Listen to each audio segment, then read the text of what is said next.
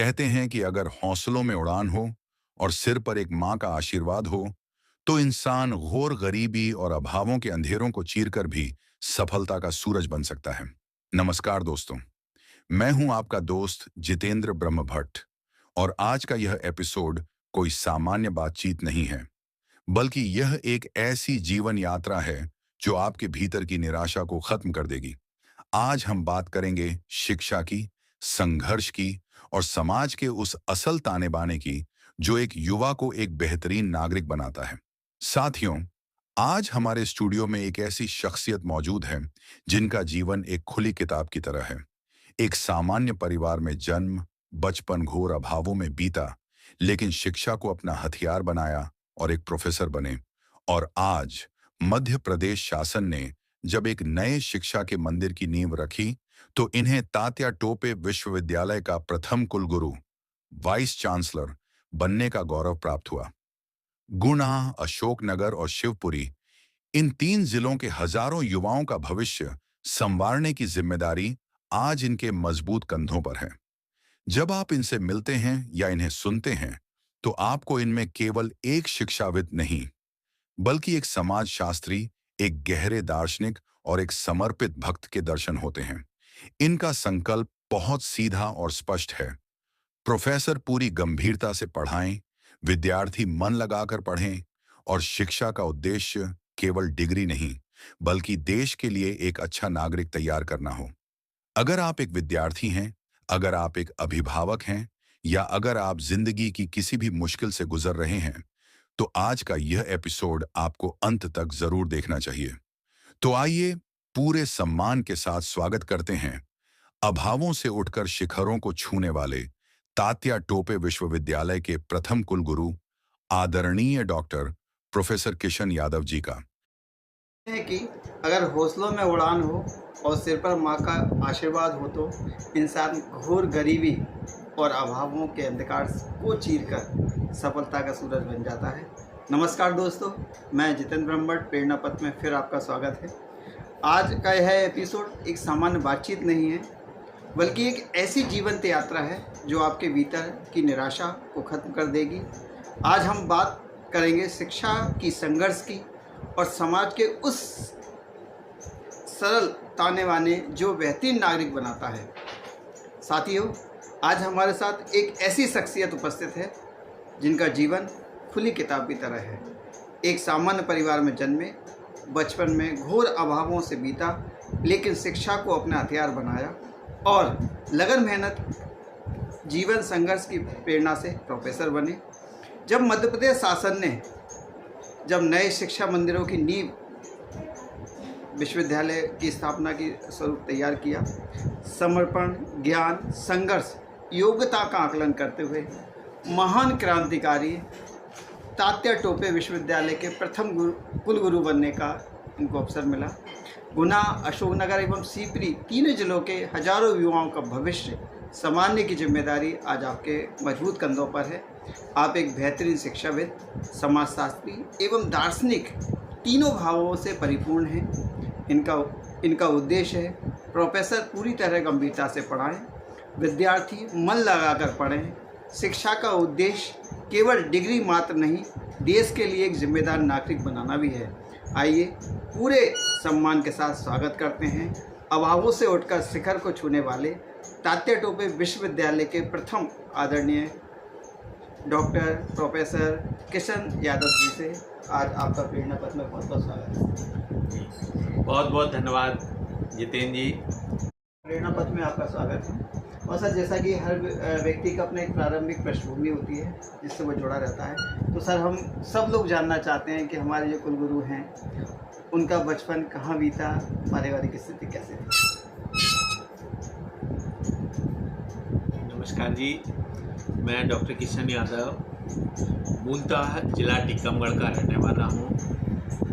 11 अक्टूबर 1969 को मेरा जन्म हुआ और 4 भाई 4 बहनों के साथ हमारा परिवार टीकमगढ़ में ही रहता था। और जहाँ तक मैंने होश संभाला, हमारे पापा की पोस्टिंग भी टीकमगढ़ नहीं रहती थी और हमेशा वो बाहर बड़वानी, शहडोल, रीवा उनकी पदस्थापना हुआ करती थी। और शुरुआती दौर बहुत संघर्षी रहा, जीवन में बहुत संघर्षी दौर रहा। प्राथमिक शिक्षा मेरी वही टीकमगढ़ में हुई,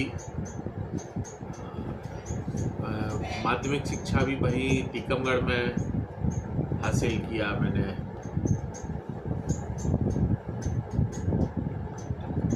इसके पश्चात जब मैंने हायर सेकेंडरी स्कूल में एडमिशन लिया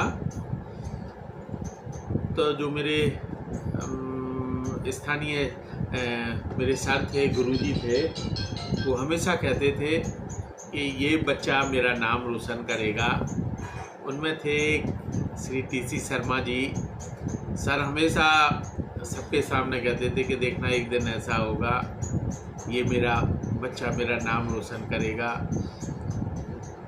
एक और हमारे सर रहे श्री हरि विष्णु अवस्थी जी। वो जब मैं उनसे वाइस चांसलर बनने के बाद गया मिलने, तो मैंने उनके घुटने पर अपना सिर रखा पैर पड़ने के लिए, तो वो तो दृश्य भूलते नहीं बनता कि मैं उनके पैरों पर सिर रखे रो रहा, और वो भी रो रहा है, उनके आंसू मेरे सिर पर आ रहा है। फिर उन्होंने जो जो बातें कही तो मुझे लगा कि नहीं, वाकई आज जहाँ तक हम पहुँचे हैं उसमें हमारे शिक्षकों का बहुत बड़ा योगदान रहा है। और हायर सेकेंडरी 5th तक हमें सरस्वती शिशु मंदिर में घनश्याम तिवारी जी रहे, उनका भी मार्गदर्शन हम लोगों को मिला। तो सर की ये 4-5 शिक्षक ऐसे रहे जिन्होंने बहुत मदद की। शिक्षा प्राप्त कर रहे थे, चूँकि अभावों में आपका जीवन बीता, तो कुछ ऐसे संस्मरण जो आपको याद आते हों बचपन के? आपको बताएं भाई साहब, आज भी मुझे वो दिन याद है।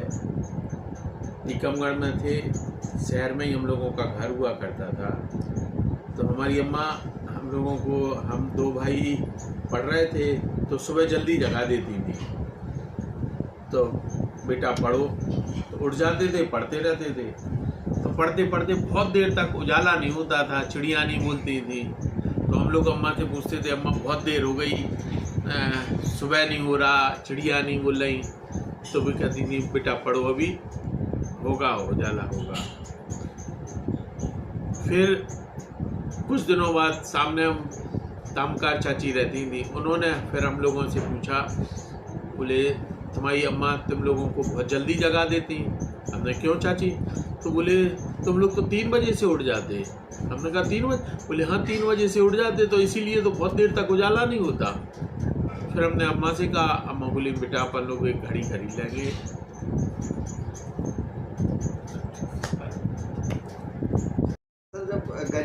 गरीबी थी आपके घर, मतलब उस समय बड़े अभाव में दिन चल रहे थे, तभी कोई ऐसा क्षण आपके जीवन में आया जब लगा कि हाँ अब मेरी पढ़ाई छूट जाएगी, अब मैं नहीं पढ़ पाऊँगा? हमारे यहाँ जो हमारी दादी के और परिवार में जो कीमती बर्तन हुआ करते थे, हमारे पापा उसे वहीं पर एक सेठ जी को गाने रख देते थे। और उसके पश्चात हम बच्चे सारे लोग पढ़ रहे थे, और 8th क्लास में हमने तय किया कि हमें नहीं पढ़ना। हमारी गणित में सप्लीमेंट्री भी आ गई थी। तो हमने अपनी अम्मा से कहा, अम्मा हम नहीं पढ़ेंगे और हमें तो खेती बाड़ी करना। तो उन्होंने भी कहा कि ठीक है बेटा, नहीं पढ़ो। फिर इस दौरान जो हमारे शिक्षक थे वो हमेशा हमें प्रमोट करते रहते थे। तो उन्होंने हमें इस बात के लिए जोर दिया कि बेटा फॉर्म भी भर दो सप्लीमेंट्री का फॉर्म भी भर दिया, और सप्लीमेंट्री में पास भी हो गए। और जब पास हो गए तो फिर उन्होंने क्लास में, मुझे आज भी दिन याद है, ज़मीन में हम फट्टी पर सबसे आगे बैठे थे, और उन्होंने कहा कि देखना ये बच्चा एक दिन ये हमारा नाम रोशन कर देगा। तो बस फिर लगा कि हमें कुछ करना है, करते रहते थे। ऐसी कोई आपके माता पिता की सीख, कोई बात जो आपको याद हो जिसने आपका पूरा जीवन बदल दिया?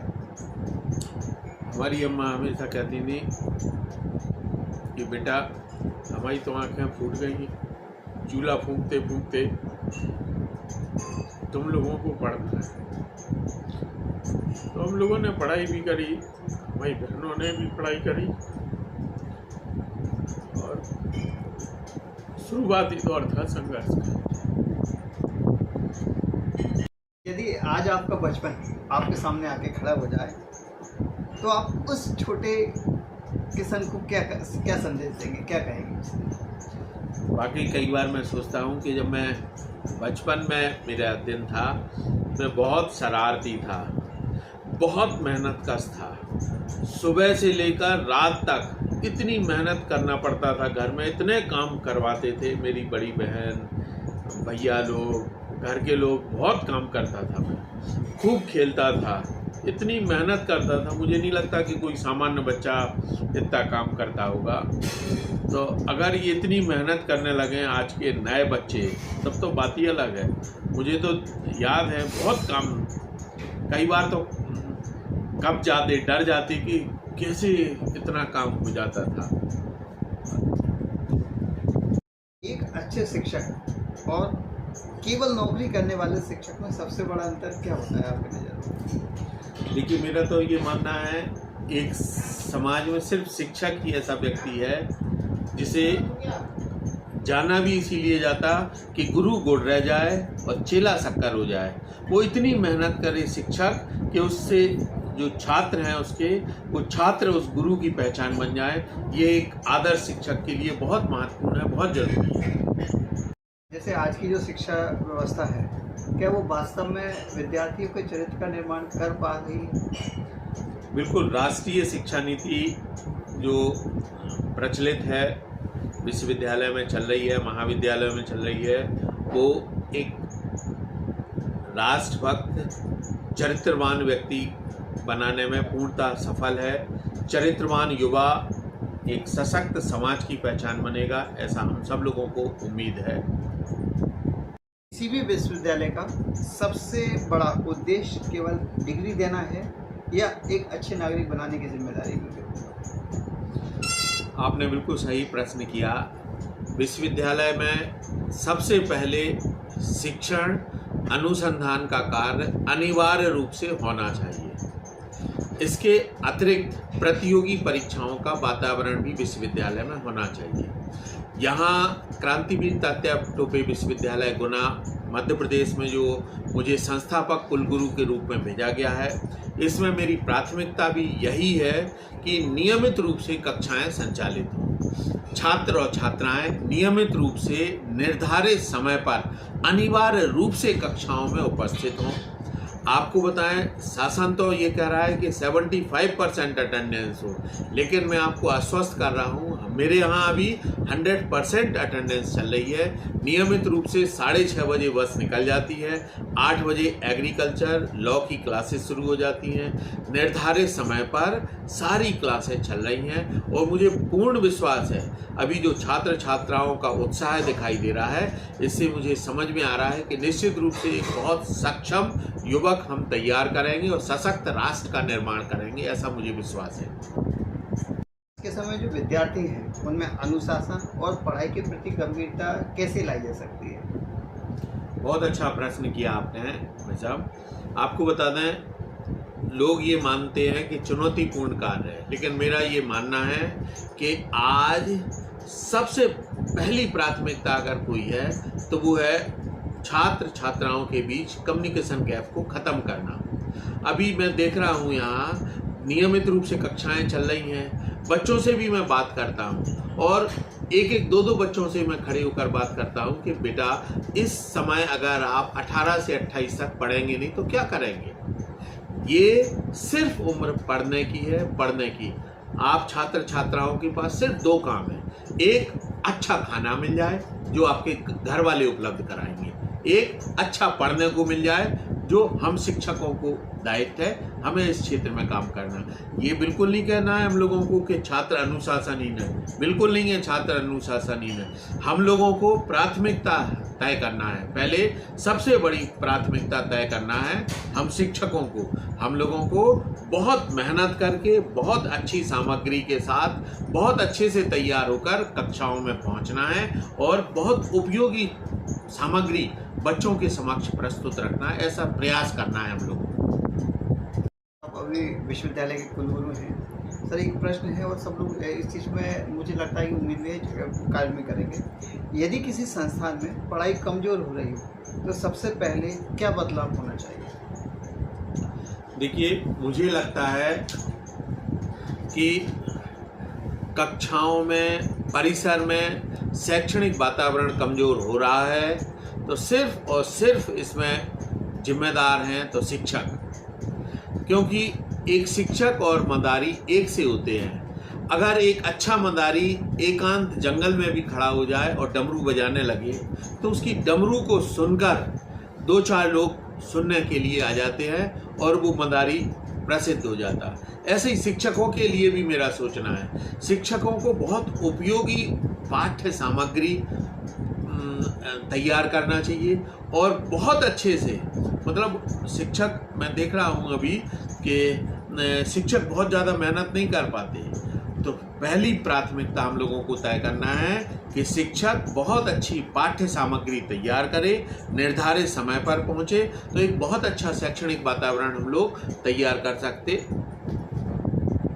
सबसे पहले आपको प्रथम कुलगुरु बनने की खबर मिली तो सबसे पहले मन में क्या विचार आया आपको? सही में वो जो क्षण था 24 अक्टूबर, जब शाम को मुझे जानकारी लगी, मैं बुंदेलखंड विश्वविद्यालय में बैठा हुआ था और डॉक्टर ऋषि सक्सेना और हम दोनों लोग बैठे बात कर रहे थे। बैठे बात करते करते उन्होंने कहा, भाई साहब अब मीटिंग को ख़त्म करें हम लोग, मुझे दतिया जाना है। तो हमने कहा दतिया तो मुझे भी जाना था माई के पास। अचानक उसी समय व्हाट्सएप पर मैसेज आया और मैंने देखा तो मैं देखते ही रह गया। और हमने कहा मेरा तो सिलेक्शन हो गया। और बस वो क्षण है, खुशी के मारे ना तो मैंने उस दिन खाना खाया ना, मतलब एक अद्भुत आनंद था। जब भी मैं कभी तो मैं वो पुराना दिन सोचकर, और इतने लोगों में खुशी थी। मेरे छात्र छात्राएं आ गए, बड़ी संख्या में छात्र छात्राएं आतिशबाजी करने लगे। बुंदेलखंड विश्वविद्यालय के वाइस चांसलर आ गए, उज्जैन यूनिवर्सिटी के एक्स वाइस चांसलर भी थे प्रोफेसर अखिलेश पांडे जी, और वो भी आ गए। उन्होंने सबने मुझे आशीर्वाद दिया, मिठाई खिलाई। वो अद्भुत क्षण था। अभी आप विश्वविद्यालय के कुलगुरु हैं। गुना, अशोकनगर और शिवपुरी तीनों जगह के जो विद्यार्थी हैं उनके लिए आपकी सबसे बड़ी कार्य योजना क्या है, कैसे गुना, अशोकनगर, शिवपुरी 3 जिले मेरे विश्वविद्यालय परिक्षेत्र में आते हैं। अभी मैंने अपने शासकीय और निजी महाविद्यालयों के प्राचार्य से बात की है, मीटिंग भी की है कि हम लोगों को एक बहुत अच्छा स्वस्थ शैक्षणिक वातावरण बनाना है। मैंने तीनों जिले के प्रशासनिक अधिकारियों से भी बात की है कि एक दिन हम आपके साथ बैठना चाहते हैं, जिला कलेक्टर के साथ, एसडीएम के साथ बैठना चाहते हैं, और हम सब लोगों को मिलकर जो भी इस परिक्षेत्र में महाविद्यालय संचालित हो रहे हैं वो नियमित रूप से महाविद्यालय साफ सफाई के साथ प्रारंभ हो, उसमें अच्छा शैक्षणिक वातावरण रहे, नियमित कक्षाएं संचालित हों। बहुत अच्छा परिसर होगा तो निश्चित रूप से छात्र छात्राएं उसमें जरूर आ जाएंगे। तो मेरी प्राथमिकता भी यह है कि नियमित रूप से कक्षाएं संचालित हों, और इस पर मैं बहुत ध्यान दिए हूँ। अगले 5 वर्षों में आप विश्वविद्यालय को कहाँ देखना चाहते हैं, क्या है कार्य योजना है? अभी हम लोग 1.5 साल पूरा कर रहे हैं और हम लोगों का पूरा विश्वविद्यालय परिवार, हम लोग सब साथ रहकर एक मुहिम तैयार की है, एक योजना बनाई है कि क्रांतिवीर तात्या टोपे विश्वविद्यालय न केवल गुना, अशोकनगर, शिवपुरी, न केवल मध्य प्रदेश, बल्कि मेरा तो ये प्रयास है कि इस देश का ऐसा विश्वविद्यालय बने ताकि लोग भी सोचें और उन्हें अपने बच्चों के लिए भी वो प्रेरित करें कि बहुत अच्छा विश्वविद्यालय है जहाँ संस्कार, चरित्र निर्माण और एक अच्छी शिक्षा दी जाती है। ऐसा मेरा पूरा प्रयास है कि 5 सालों में बहुत अच्छा विश्वविद्यालय बना दूं। अभी आपको बता दें, पूरा विश्वविद्यालय ऐसा परिसर है, यहाँ कोई भी छात्र, छात्रा, शिक्षक, कर्मचारी कोई भी बीड़ी, तंबाकू, सिगरेट नहीं पीता है। नशा मुक्त परिसर है, पॉलीथीन मुक्त परिसर है। तो ये अपने आप में अभी शुरुआती दौर में बहुत महत्वपूर्ण व्यवस्थाएं हैं और जो नियमित रूप से, निश्चित रूप से आगे बढ़ेंगी। ग्रामीण और आर्थिक रूप से कमजोर विद्यार्थियों के लिए कोई विशेष पहल की जा रही है सर? बिल्कुल। इस क्षेत्र के जो ग्रामीण क्षेत्र के बच्चे हैं, निर्धन छात्र छात्राएं हैं, उनके लिए पहले से ही मध्य प्रदेश शासन के द्वारा, उच्च शिक्षा विभाग के द्वारा कई योजनाएं दी जा रही हैं। उन योजनाओं को छात्र छात्राओं तक पहुंचाई जा रही हैं, उसका प्रचार प्रसार किया जा रहा है। उन छात्र छात्राओं तक मेरा शिक्षक स्टाफ भी रहता है, वो उन्हें सूचित करता है, उन योजनाओं से लाभान्वित भी करता है। इसके अतिरिक्त विश्वविद्यालय परिसर में समस्त छात्र छात्राओं के लिए निःशुल्क बस सेवा भी चल रही है, जो सुबह 6:30 बजे से शाम 4 बजे तक नियमित रूप से बस सेवा चलती है। इसमें किसी भी छात्र छात्रा से कोई भी शुल्क नहीं लिया जाता। AI का ज़माना है, डिजिटल शिक्षा है और भारतीय संस्कृति भी है। हमें अपने भारतीय संस्कृति से ही बच्चों को अवगत कराना है, उनको अपडेट भी रखना है और AI की शिक्षा भी उनको देना है। इन दोनों के बीच में कैसे संतुलन बनाया जा सकता है? बिल्कुल, बहुत अच्छी बात रखी आपने। AI बेस्ड एजुकेशन विश्वविद्यालयों में AI डिजिटल बात तो करते हैं, लेकिन मेरे विश्वविद्यालय में आपको बताएं AI बेस्ड वर्क चल रहा है। अभी हमारे यहाँ जो शिक्षकों का और छात्र छात्राओं की अटेंडेंस है पूरी AI बेस्ड है। इसमें डिजिटल पूरा हम लोग उपयोग कर रहे हैं, डिजिटल संसाधन यूज़ किए हुए हैं। इसमें प्रति छात्र छात्रा की रोज अटेंडेंस उसके मोबाइल पर जाती है। हर छात्र छात्रा और शिक्षकों का एक डैशबोर्ड बना हुआ है, उस पर नियमित रूप से उनकी जानकारी उन्हें मिलती रहती है। शिक्षक क्या काम कर रहा है, 5 घंटे वो कब सुबह आया, कब शाम को गया और उसने इस दौरान क्या क्या काम किया, शिक्षकों का सारा जानकारी वहाँ रहती। छात्र और छात्राएं कितने समय विश्वविद्यालय परिसर में आए और कितने बजे विश्वविद्यालय परिसर से बाहर गए, ये AI बेस्ड एक हम लोगों ने बनाया है, उसमें छात्र छात्राओं को लाभ मिल रहा है। आज के माता पिता अपने बच्चों के भविष्य को लेकर सबसे बड़ी गलती क्या कर रहे हैं? नहीं, ये बात तो मैं इससे आपसे संतुष्ट नहीं हूँ। माँ बाप अपने बच्चे के लिए कोई गलती नहीं कर रहे हैं। बहुत बड़ा अगर कोई बात है तो हम शिक्षकों का दायित्व है। शिक्षक राष्ट्र निर्माता होता है। हम लोगों को बच्चों के माँ बाप को, गार्जियंस को भी ये बताना है कि क्या काम अच्छा है, क्या काम बुरा है।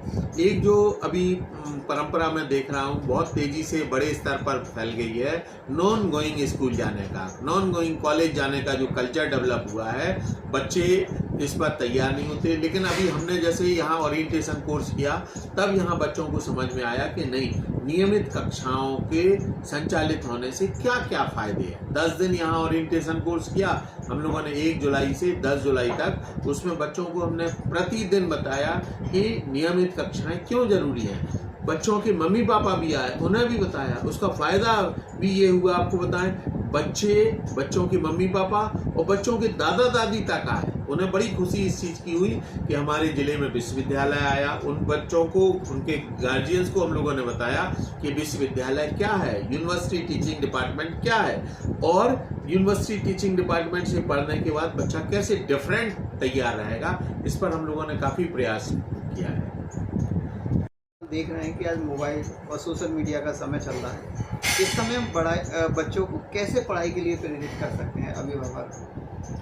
देखिए, ये बात तो हम शिक्षकों को और अभिभावकों को और इन बच्चों को ज़रूर जानना चाहिए कि मोबाइल बहुत उपयोगी है, लेकिन उसका अति प्रयोग हानिकारक है, नुकसानदायक है। मोबाइल का उपयोग उतना ही हम लोगों को करना है जितने में हमारा काम चल सके। अभिभावकों से भी और शिक्षकों से भी मैं ये कहता हूँ कि देखिए, इतने बड़े शिक्षक की बात मानने में बच्चों को बहुत परेशानी हो रही, और इतने छोटे से की बात मानने में बड़े सहज हो जाते। तो ये छात्र छात्राएं इतने छोटे से की बात इसलिए मानते क्योंकि ये इनके हिसाब से चलता। तो हम लोगों को भी, शिक्षकों को भी, और हम मम्मी पापा को भी, गार्जियंस को भी बच्चों के हिसाब से चलना है, और बच्चों को ये भी बताना क्या सही चीज़ है और क्या गलत। बच्चों को ये नहीं पता है। हम लोग पढ़े लिखे हैं, हम लोगों के पास जीवन का अनुभव है, हमें इस अनुभव को बच्चों के समक्ष रखना है कि बेटा देखो, ऐसा आपको काम करना है और ऐसा काम नहीं करना है, क्योंकि ये अनुभव बच्चों के पास नहीं है। ये इसमें हम अभिभावकों को मिलकर इस पर काम करना है। वातावरण बहुत अच्छा है, तो क्या एक साधारण छात्र भी असाधारण छात्र बन सकता है? बिल्कुल, क्यों नहीं बन सकता है। आपको बताएं, अभी मैं बच्चों से बात करता हूं और बड़ी तादाद में छात्र और छात्राएं कहते सर ये तो बहुत कठिन है, इम्पॉसिबल है। आपको बताएं, सारे लोगों से मैं तो आग्रह करता हूं, ये जो शब्द है इम्पॉसिबल, ये जब दीवार पर लिखा रहता जब वाकई इम्पॉसिबल रहता, लेकिन ये इतना डरपोक भी है। इस शब्द को जब आप उठाकर अपनी टेबल पर रख देंगे, पढ़ने वाली टेबल पर, तो वो डर के मारे खुद बोलने लगता I am possible, I am possible, I am possible. तो इससे डरने की कोई आवश्यकता नहीं है।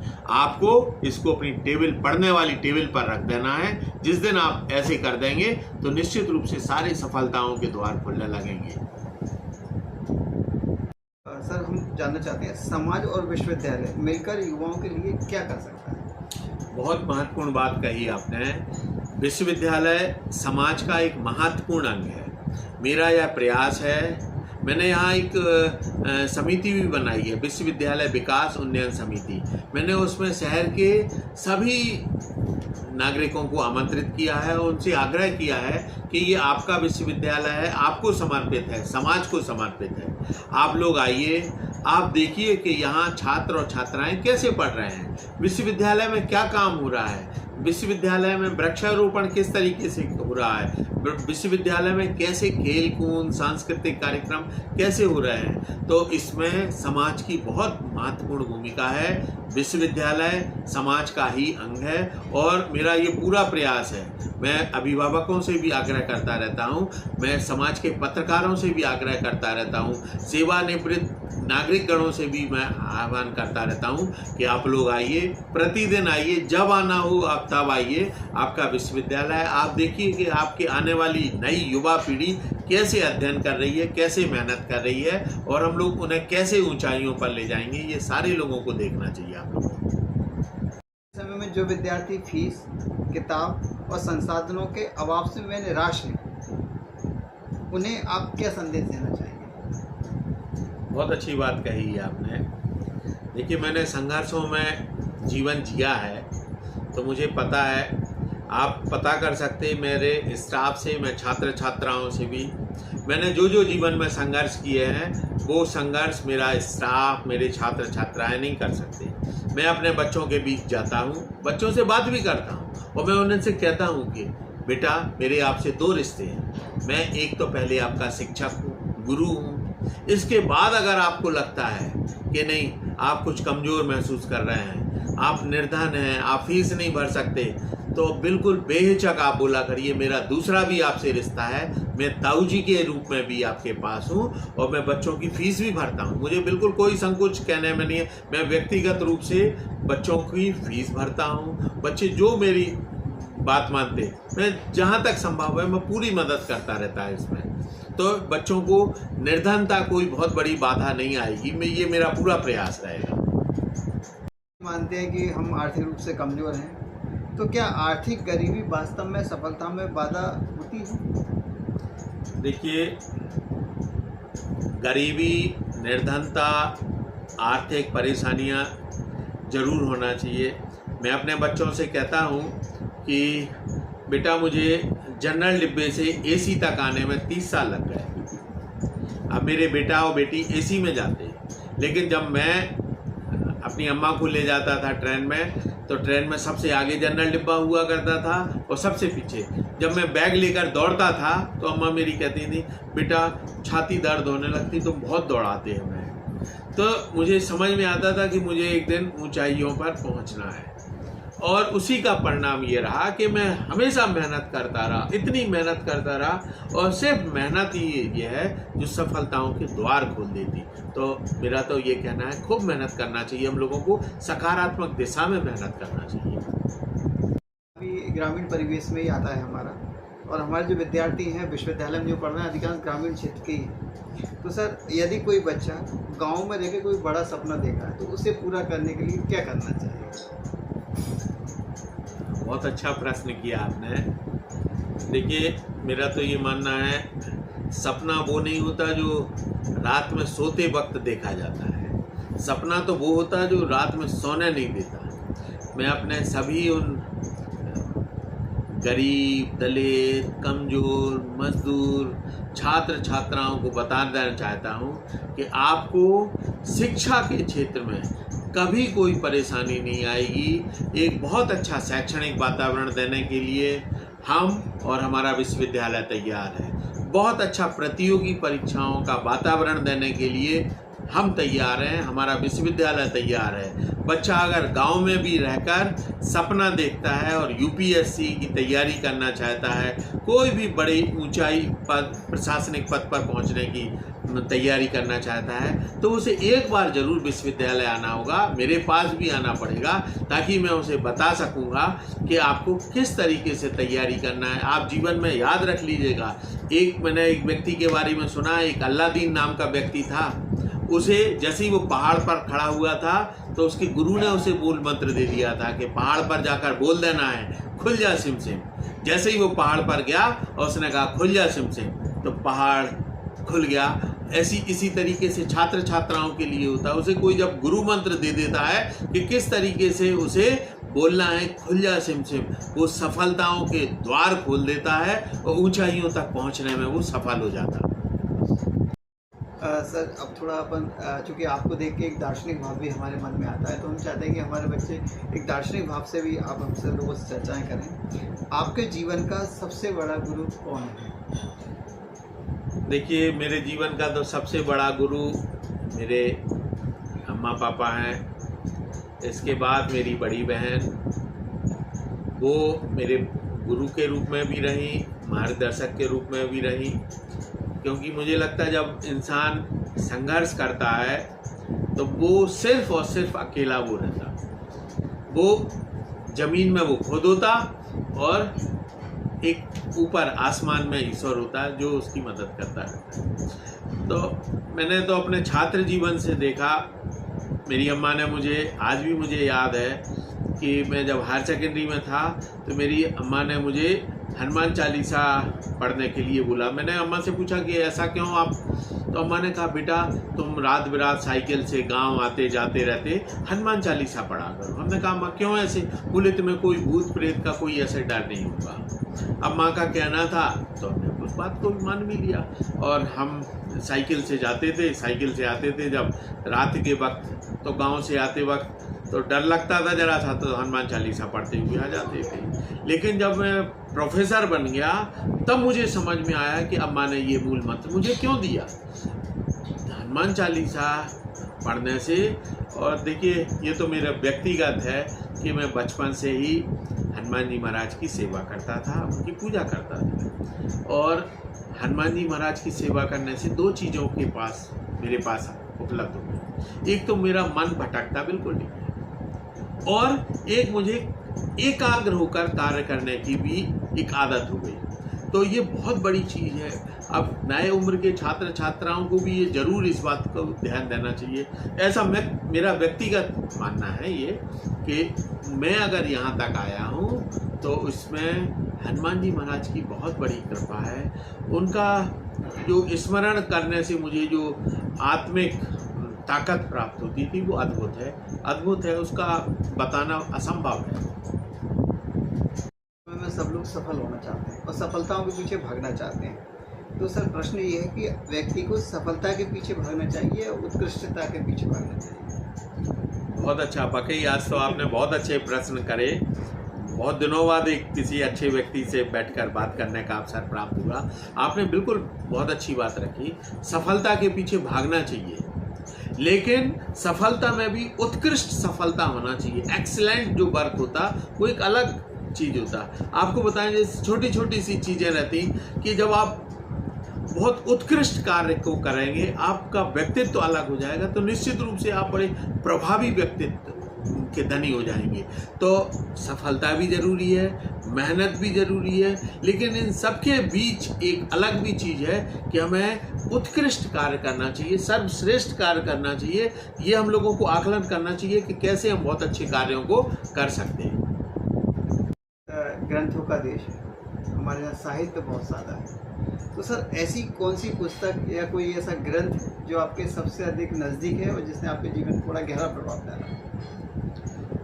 मेरे पिताजी ने मुझे MA में जब कर रहा था, उसी समय मुझे, बेटा हम तो अपनी संपत्ति को दान कर रहे हैं, तो उन्होंने हम भाइयों को, चारों भाइयों को एक एक गीता जी दी थी। श्रीमद् भगवत गीता पढ़ने का मुझे अवसर प्राप्त हुआ। मुझे यह समझ में आया कि संसार में एक ज्ञानी पुरुष भगवान श्री कृष्ण थे। फिर मैंने जब पढ़ता रहा मैं, तो फिर मुझे ये समझ में आया कि भगवान श्री कृष्ण ने ज्ञान किसको दिया। भगवान श्री कृष्ण ने ज्ञान अर्जुन को दिया। फिर आया दिमाग में, क्यों दिया? क्योंकि अर्जुन डिजर्विंग पर्सनैलिटी थे, अर्जुन विनम्र थे। उन्होंने कहा, भगवान आपके अलावा मेरा कोई नहीं है, आप मेरी रक्षा करिए और मेरा मार्गदर्शन करिए। तो अर्जुन विनम्र थे, तो अर्जुन को शिक्षा प्राप्त हुई। वही दूसरी तरफ आप देखिए, दुर्योधन विनम्र नहीं थे, तो उन्हें वो प्राप्त नहीं हुआ। तो शिक्षित होने के लिए और एक महान व्यक्तित्व बनने के लिए विनम्रता बहुत महत्वपूर्ण चीज़ है। और श्रीमद् भगवत गीता हमें बताती है कि जीवन में अगर सफल होना है तो योग्य बनना पड़ेगा और विनम्र बनना पड़ेगा, तो निश्चित रूप से एक बहुत शक्तिशाली व्यक्ति आप बन जाएंगे। हमारे विश्वविद्यालय के बना के कुलगुरु हैं, भविष्य में संभावनाएं असीम हैं और आप में क्षमता है सर। अगर भविष्य में कभी आपको शिक्षा नीति में एक बड़ा बदलाव या कुछ जोड़ने का अवसर मिले, तो सर वो क्या होगा?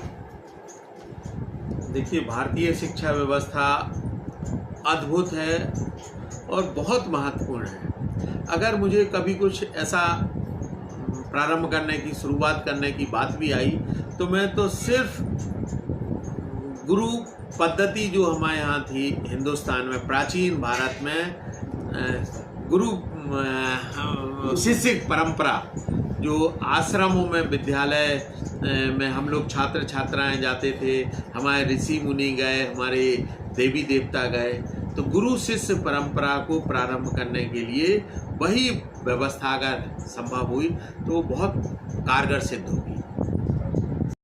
का जो सबसे इंटरेस्टिंग चीज़ होती है वो होता है हमारा रैपिड फायर राउंड, जिसमें हमारे को तुरंत सवाल आएंगे, फिर हमको उनके जवाब बताना पड़ता है सर। तो सर, मेरा पहला रैपिड फायर का क्वेश्चन है कि जीवन में सबसे बड़ा महत्व किसका है, माँ या गुरु का? देखिए, माँ का तो कोई विकल्प संसार में नहीं है। माँ ही वो व्यक्तित्व है जो जीवन में हम लोगों को यथार्थता प्रदान करती है। तो माँ तो अद्वितीय है, माँ प्रथम है, और माँ ही वह प्रथम गुरु भी होती है, तो माँ ही प्रथम है।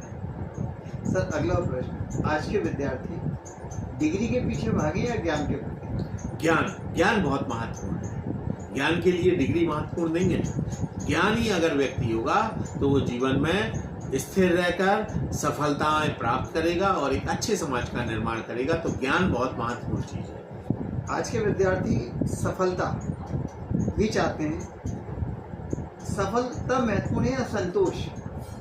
देखिए, ये दोनों चीज़ें बहुत महत्वपूर्ण है। सफलता आवश्यक है। अगर व्यक्ति सफल नहीं है तो उसको वो समाज में स्थापित नहीं हो सकता।